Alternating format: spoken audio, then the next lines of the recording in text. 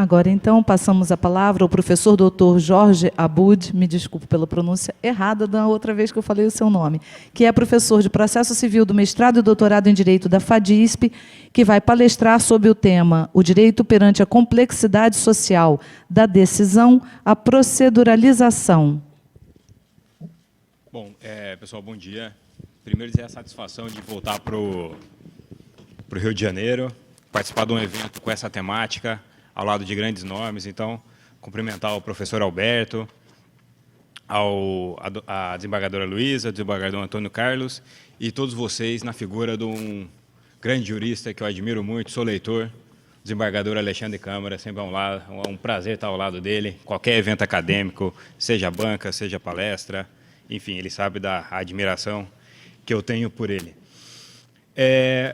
Em relação, e eu queria agradecer bastante a organização, eles facilitaram, eles fizeram de tudo para eu poder estar aqui. Hoje é um dia totalmente atípico, eu tenho 3 palestras, eu vou voltar para São Paulo para palestrar, vou para Minas palestrar, e amanhã eu tenho compromisso no STJ, então eu tive que remarcar o meu compromisso dos tribunais não dependem de mim, eu sou um mero professor, mas eles conseguiram ajustar tudo para eu estar aqui esse horário, então eu não podia deixar de agradecer a organização do evento, senão não estaria aqui com vocês. Sobre o tema de hoje, o que eu pensei? Pessoas com muito mais conhecimento falarão sobre mediação e métodos alternativos de resolução. Eu busquei tratar para vocês, o tema da palestra chama da decisão à proceduralização, esse é um tema que eu gosto muito, é um tema que eu escrevo, tem pouca coisa escrita em português sobre esse tema. Sai agora a 3ª edição do meu livro Processo Constitucional Brasileiro, eu trato um pouco mais, porque, na minha opinião, esse é o pano de fundo de um judiciário nesse modelo aqui, no modelo 4.0. E eu vou falar um pouco sobre isso para vocês e tentar trazer essa discussão um pouco para o Brasil, que eu acho que ela é fundamental para tratar um modelo de judiciário, em um certo aspecto, a palavra é um pouco forte, mas, de certa forma, o judiciário brasileiro, muitas vezes, ele acaba se apresentando meio colapsado. Ele é colapsado por várias razões, mas, basicamente, a gente não pode esquecer, a gente sai de um regime de exceção para um regime de democracia constitucional. O Brasil não conheceu o welfare state. Então, basicamente, direitos sociais positivados na Constituição, como a de 88, e outras garantias fundamentais, elas são cotidianamente negadas, e o judiciário passa a ser o último ponto de depósito, de esperança dessa população carente por direitos, uma sociedade carente por instituições historicamente consolidadas, haja vista formalmente ser uma democracia constitucional muito recente. O que é a proceduralização? Proceduralização é um novo modelo de pensar o direito, inclusive as suas soluções. Obviamente, e essa é uma primeira premissa, a maior parte dos casos não vai ser resolvida por proceduralização. Eu quero demonstrar como é uma forma de você enxergar o direito para trabalhar casos e complexidade. Proceduralização é um neologismo. Não consegui ver uma tradução melhor dessa palavra, do alemão. Em inglês é procedurization, então não é procedimentalização, não tem como, eu perguntei para meus amigos que são professores na Alemanha, é a melhor saída, para não confundir com procedimento em sentido puro. Toda nomenclatura, a palavra ela surge num texto de uma das mentes, que eu considero das melhores mentes para se pensar o direito, de um autor chamado Rudolf Witthofer. Ele escreveu isso na década de 70. O texto dele é um texto muito forte, ele diz assim, o direito que a gente conhece hoje, que é o direito que a gente pratica aqui, ele escreveu na década de 70, é um direito que está morrendo. É o direito da materialização, o direito da materialização está morrendo. Por quê? Porque ele não consegue atender às demandas da sociedade, às demandas complexas que têm sido apresentadas. Então ele diz, o direito enquanto o direito vai morrer, e ele tem esse tom meio, vai ser substituído por outras formas de fazer conhecimento se ele não se reinventar, se ele não se reestruturar no novo modelo de prática. E aí ele diz, para absorver a complexidade contemporânea, o direito tem que aprender a se proceduralizar. em o que basicamente consiste a proceduralização. O direito deixa de ser o último ponto final da decisão. Em vez de ser um mero decisor 100% das vezes, o direito passa a ser um espaço de estabelecer procedimentos de resolução de conflitos, e o direito passa a ser um espaço de produtor do seu autoconhecimento. Aí, isso mudou o direito administrativo alemão, se passou a falar de um conceito de autorregulação regulada. A gente fala bastante disso no livro sobre fake news que a gente organizou. Se der tempo, eu falo desse conceito também. Resumindo muito esse modelo de pensar o direito, basicamente eles apresentam 3 grandes etapas do pensamento jurídico. Então eles falam assim, você pode pensar no direito da subsunção, o grande paradigma da subsunção, é o direito do final do século XIX, tem uma resolução de conflitos simples, conflitos de prazo, em que boa parte das coisas mais complexas se resolviam pelos modelos lei posterior derroga a lei anterior, lei especial derroga a lei geral, lei superior, lei inferior. Basicamente, a complexidade ficava em torno disso, numa hermenêutica mais simples, de resolução de conflitos privados, com soluções muito fáceis, em que você não tinha que trabalhar no cotidiano do direito privado, com função social do contrato, boa-fé. A sociedade vai se tornando mais complexa, principalmente depois do pós-guerra, já antes do pós-guerra, mas o pós-guerra vai aqui como um marco só de visualização nosso. E aí você começa a falar com caráter normativo de coisas como princípios constitucionais, proporcionalidade, direitos fundamentais. Por quê? Porque a sociedade vai se tornando mais complexa. Por que eu introduzo discussão como dignidade da pessoa humana na Alemanha? A dignidade da pessoa humana como discussão jurídica na Alemanha entra para impedir futuras coisificações do homem e repetir aquelas atrocidades. O que eu estou querendo dizer? A sociedade vai se tornando mais complexa, o discurso é mais complexo, instituições vão se tornando mais complexas, e o direito começa a desenvolver mecanismos de solução mais complexos. E aí eu passo para... Aqui a nomenclatura pode induzir a erro, mas o modelo, a tradução literal do que Witthofer diz, eu passo do modelo da subsunção para o modelo da ponderação ou modelo da hermenêutica. Que aí a subsunção ela não resolvia. Os conflitos começaram a ficar mais complexos. Eu falo de direitos fundamentais, eu falo de interpretação de hermenêutica constitucional, que usa preceitos muito mais abstratos. Eu começo a judicializar a liberdade de expressão, direito ao aborto ou proibição do aborto, onde eu posso fumar, como eu posso empreender. Olha o nível da complexidade que o início do século XX, na sua primeira metade, vai conhecendo para a resolução de casos, já é muito maior do que anteriormente se via. Não estou dizendo que o direito não era complexo, o direito romano era altamente complexo. Essa complexidade que eu digo é a complexidade da heterogeneidade social e política que vai se caracterizando como um dos marcos das democracias. O discurso não é um só, seja na política ou seja no aspecto social, e as instituições elas não sabem, não há mais uma metanarrativa que explica a sociedade como um todo, há uma fragmentação. E o que Witthofer diz? Ele diz, a partir da década de 70, ele diz, nem essa forma complexa de decisão por hermenêutica ou por ponderação, o discurso de direitos fundamentais, ele também está se tornando obsoleto para enfrentar a complexidade contemporânea. Então ele vai dizer assim, há que surgir um terceiro paradigma, que é o paradigma da proceduralização. E o que ele diz? Nesse paradigma que vai marcar a contemporaneidade, na visão dele, e de Loder, Porcher, que são os autores que vão acompanhando ele depois, surge uma complexidade diferente, uma complexidade de um segundo nível. Eles dão mais de 16 fatores. Os 2 principais quais são? Qual que é a complexidade que o direito atual enfrenta, em maior ou menor medida, que os modelos anteriores, isso sequer era cogitável. Nenhuma mente genial como a de Kelsen sequer poderia prever que essa complexidade seria trazida. Basicamente, para ficar em 2 fatores principais, globalização e novas tecnologias. Porque a globalização, ela impõe uma releitura da forma de Estado. Veja, independente se globalização é boa ou ruim, o fato é que ela é inevitável. Ela é inevitável. Você pode fazer o discurso favorável. O fato é que a globalização é inevitável, que põe em xeque a própria figura do Estado-nação, que é, por isomorfia, ligado diretamente à nossa forma de pensar o direito. Tanto que a Europa vai se reinventando por alguns modelos de decisão. O que, então, ele propõe nesse modelo de proceduralização? Ele diz, a complexidade contemporânea é tamanha que ela inaugura uma nova forma de olhar o direito. Por quê? Porque ela dá ao direito a obrigação de decidir algo que é indecidível, nas palavras dele. Por quê? Porque ao direito se passa a submeter à necessidade de não julgar mais easy case ou hard case, para ficar numa nomenclatura que é comum a todos aqui no Brasil. O direito passa a ter que decidir paradoxos. E o paradoxo é diferente de um hard case, porque o paradoxo é indecidível.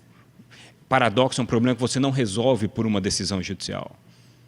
O paradoxo é uma questão que demanda múltiplos agentes e sociedade civil se organizando para resolvê-lo. Não é uma questão de paradoxo. Imagina se o judiciário tiver que decidir uma reforma trabalhista. Claro que pode decidir aspectos pontuais, como fez muito bem. Olha, gestante não pode praticar atividade insalubre. Mas resolver uma reforma política, uma reforma fiscal. O judiciário, no máximo, ele pode ser um agente para controlar uma inconstitucionalidade ou não. Mas a complexidade como um todo, por quê? Porque não há como se decidir pelo Código do Direito, que é o lícito e ilícito, constitucional e inconstitucional, legal e ilegal. Você não pode trazer, nesse código binário, resolver um problema de reforma estrutural. Ou coisas até menos pensando toda a questão do Estado. O direito tem uma grande dificuldade para resolver, por exemplo, novas tecnologias como pesquisa com célula-tronco embrionária. Como que o direito resolve pesquisa com célula-tronco embrionária? Você corre riscos. Risco o tempo todo.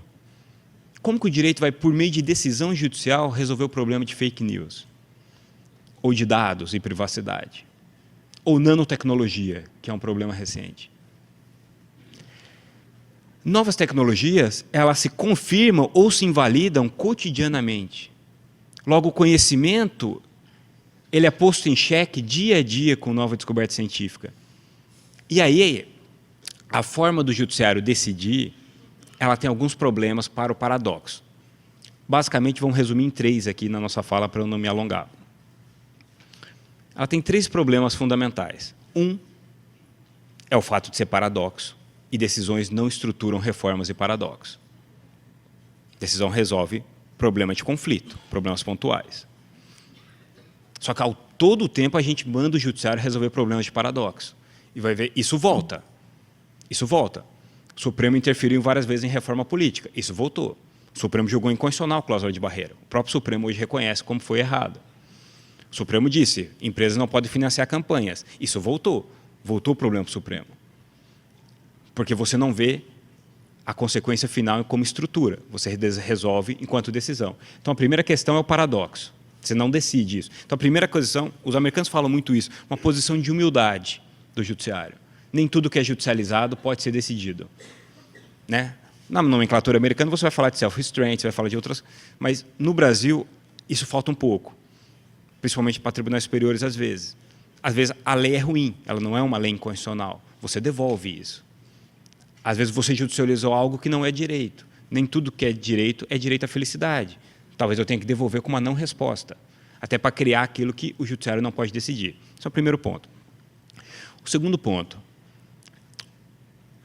Como o direito resolve no modelo de subsunção e de ponderação? O judiciário resolve decidindo. E a decisão judicial, ela representa 2 problemas para as complexidades de paradoxo. O primeiro grande problema de uma decisão judicial é uma qualidade dela, mas é um problema quando você pensa em paradoxo, que é a decisão é definitiva. Definitividade é uma marca das decisões judiciais. E questões como novas tecnologias, questões que eu ainda não tenho um conhecimento solidificado, é muito ruim que eu decida de forma definitiva. Então, se pesquisa com célula-tronco embrionária é autorizada e depois eu descubro que isso é um perigo, eu tenho uma decisão definitiva. O espaço de revisitação disso é muito complicado. E o inverso também é verdadeiro. Se eu proíbo algo que depois me aparece como muito bom, o espaço, a decisão ser definitiva, demonstra como decisões judiciais não deveriam resolver por meio daquilo que os americanos chamam de adjudication, ser o decisor da questão, mas sim um espaço de construção de conhecimento sobre aquilo. Então, o que os alemães falaram, por exemplo, com algo parecido com o célula-tronco embrionária, eles diziam, o judiciário não deveria decidir esse tema. Se o legislativo não conseguiu legislar e ainda há uma incerteza sobre isso, o judiciário deu uma decisão provisória, mas estrutura um procedimento em que o judiciário ele se abre, criando um mecanismo de revisitação daquilo a qualquer momento. Ele diz, olha, por hora, vamos estruturar assim essa questão, mas aqui são meus canais de comunicação com a sociedade civil, com agentes do Estado e com o conhecimento científico para eu poder mudar esse procedimento que eu estruturei a qualquer hora. Fala, Jorge, como que eu faço isso no Brasil? Bom, a gente tem que pensar em qual roupagem jurídica para esse instituto. Se der tempo, eu falo um pouco sobre isso. Tecnologias é o mesmo problema o tempo todo. Liberdade de expressão e fake news também. Eu vejo muita gente dizendo, olha, fake news é uma coisa que sempre existiu. Sim, se você entender que fake news é uma notícia falsa. O problema é que fake news não é uma notícia falsa. Fake news é uma notícia cujo conteúdo não é verídico, então é falso, só que usa a forma de representação das mídias tradicionais. Ou seja, 90% das pessoas consideram verdadeiro. Se ela é considerada verdadeira por 90% das pessoas, ela tem a repercussão de uma notícia verdadeira. Por isso que fake news não é uma questão de puramente liberdade de expressão, pois todo mundo se preocupa com fake news para controlar, porque ela pode mudar rumos políticos, ela pode mudar rumos da sociedade. Então, o segundo problema é a definitividade. Definitividade não absorve complexidade que muda dia a dia. Veja, até agora tudo que eu falei não é um problema do judiciário brasileiro, isso é um problema do judiciário mundial. Não é uma questão de pegarmos os melhores juízes do Brasil, um desembargador Alexandre Câmara da vida, assim como o ideal, e vários outros do mundo inteiro e reunir, eles não vão resolver por uma decisão, problema de fake news e nanotecnologia. Porque senão é um problema de melhores juízes para julgar. Isso é um problema do judiciário como estrutura. É o judiciário precisando se reinventar.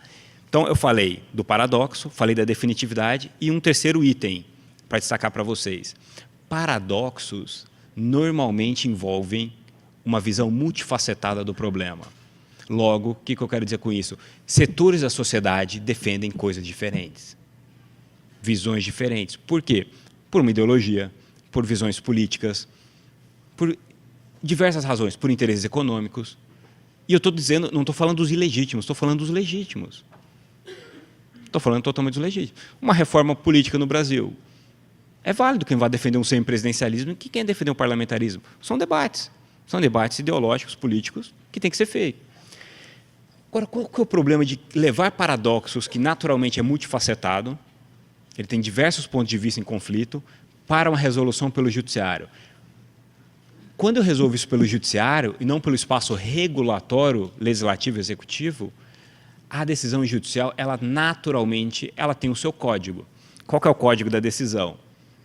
Isto posto, é o código do direito, né, lícito e ilícito, mas, no final, qual que é a linguagem da decisão? Isto posto, julgo procedente ou improcedente. Aí é o Aldron. A decisão judicial, como simbologia, ela sempre impõe uma derrota e uma vitória, ou uma derrota total ou parcial. Quando você resolve um problema da sociedade na lógica da derrota e da derrota e da vitória, a parcela derrotada judicialmente, ela te enxerga exatamente assim, derrotada.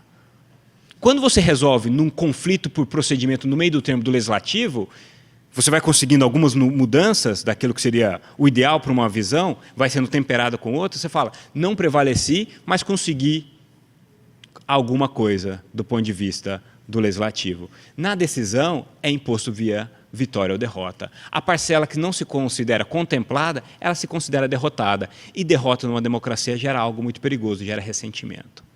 Esse é um fator de legitimação que uma decisão tem como problemático, quando o judiciário age como terceiro impositor da decisão. Veja, o judiciário como decisor, ele tem que continuar numa democracia, é fundamental, sou grande defensor disso. Mas não para tudo. Não para tudo. Porque os paradoxos, eles demonstram o que, atualmente? Uma crise da estatalidade decisória. E você vê, não à toa, se coloca em xeque a funcionalidade e a executoriedade de uma decisão o tempo todo. Principalmente quando eu estou falando dessas decisões que vão pegar, vão influenciar ou num tema muito sensível à sociedade ou vão atingir uma parcela da sociedade. Então, o que pensar? Como tentar trabalhar isso? A proceduralização, ela busca criar diversos mecanismos para melhorar essa relação. Para esses temas que são paradoxais, cuja solução, na verdade, importa diversas medidas estruturais para se implementar uma resolução a médio e longo prazo, o judiciário, em vez de ser o espaço de decisão, o agente da decisão, ele é o espaço em que vou mediar, junto com a sociedade civil e agentes públicos, procedimentos para a resolução daquilo. E o judiciário Porque se a solução estiver no direito, eu vou usar aqui, entre aspas, me permite a expressão, né, a subsunção ou a ponderação. Eu vou usar a hermenêutica para julgar. Só que tem casos que o direito não vai me dar a solução. Como o direito não dava a solução para a pesquisa com célula-tronco embrionária. E é claro que você tem os mecanismos de audiência pública, amicus curiae, etc. Mas para o quê? Para no final estruturar uma decisão? Ou para no final estruturar um procedimento de resolução daquilo? E aí o direito caminha para criar o quê? Espaços de uma regulação autorregulada, ou seja, o direito ser um espaço de debates para ele criar o conhecimento para aquilo funcionar. O Brasil, sem proceduralização, com outro nome, ele conhece vários espaços de regulação autorregulada que funcionam muito bem, em que o direito não precisa, ou raramente ele precisa, e aí, ele sendo a exceção, é tudo bem, porque eu não sobrecarrego o judiciário com isso, e não peço dele mais do que ele pode fornecer. Há espaço em que o judiciário só age excepcionalmente, e espaço de regulação autorregulada funciona o tempo todo no Brasil. Vou dar um exemplo. Existe há mais de 40 anos, o CONAR. Eu não tenho nenhuma relação com o CONAR como advogado, mas digo, o CONAR é um espaço de autorregulação regulada. Raramente você vai resolver. É um espaço em que há uma interação, vamos dizer assim, entre o público e o privado, e eu acho que a proceduralização ela impõe isso o tempo todo, agentes públicos com a sociedade civil o tempo todo interagindo para produzir conhecimento. Vou dar um outro exemplo, que muita gente aqui vai estar mais ligado a ele do que ao CONAR, FGC, Fundo Garantidor de Crédito. Qual que é a natureza jurídica do Fundo Garantidor de Crédito? Associação civil, sem fins lucrativos. O FGC é que ele vai garantir o mínimo do teu investimento até um determinado valor e ele tem uma função estratégica de impedir que bancos quebrem para não atingir a sociedade. Ele faz intervenções, etc. No final, ele tem uma regulação pelo Bacen, mas boa parte do que o FGC produziu como mercado de crédito, e o mercado de crédito no Brasil é seguro, esse não é um dos defeitos que o mercado de crédito no Brasil tem, é um espaço de produção de autoconhecimento. Lei de dados agora foi criada no Brasil, inspirada no modelo europeu. Só vai funcionar... Veja, a lei, quando ela foi criada, teve aquele veto, o veto está correto do ponto de vista jurídico. Essa lei só tem chance de funcionar no Brasil, porque no Brasil, às vezes, as leis pegam, às vezes, as leis não pegam, né? Se a agência for criada. Porque, senão, tudo aquilo que for referente a dados, a todo momento tem que convocar o judiciário para julgar aquilo, com o risco de insegurança jurídica e forçando o direito a decidir temas que nem a sociedade civil, nem vão dizer assim, o nicho especializado daquilo tem consenso. E aí, fatalmente, eu não vou criar um espaço de proteção de dados seguro, coerente e íntegro. Agora a agência foi criada. Então, condição, na minha opinião, sine qua non para que um conhecimento sobre dados seja produzido e frutificado. Então, enfim, o que a proceduralização busca? Busca mudar o modelo de pensar o direito. Não todo. Boa parte do direito, contrato de aluguéis, eu vou continuar pedindo o direito da materialização. Só quando eu envolver novas tecnologias e paradoxos que a sociedade, ou a economia, ou a política criam, aí o direito, em vez de ser aquele último agente para dar uma decisão, ainda que ele diga, isso não é a melhor decisão, mas é a decisão, talvez o direito possa se compreender a sua deficiência decisória para responder essa complexidade contemporânea e estruturar um espaço de mediação e construção de procedimentos. Um exemplo recente, você vai ver que ele agradou parcela de ambos os lados e desagradou parcela de ambos os lados, o que demonstra que ele funcionou, de certa forma. Bem ou mal, o Brasil tinha a judicialização dos planos econômicos. Era indecidível como paradoxo econômico. Ninguém sabia exatamente o valor. Ninguém sabia como fazer a conta. E mais, se você chegasse à conta mais alta, e se fosse possível que os bancos brasileiros conseguissem pagar aquilo, você tinha ainda a chance da ideia de regresso. Porque planos econômicos não foram decididos pelos bancos, foram decididos pelo poder público à época. Era indecidível, e o judiciário não decidia aquilo. O que a AGU fez? A AGU estabeleceu um procedimento de adesão coletiva. Na falta do nome melhor, chamou um acordo de concessões recíprocas. Fez um corte temporal, por adesão, desjudicializou, quem topasse aderir, recebia um determinado valor, de uma determinada forma, numa plataforma eletrônica desjudicializada.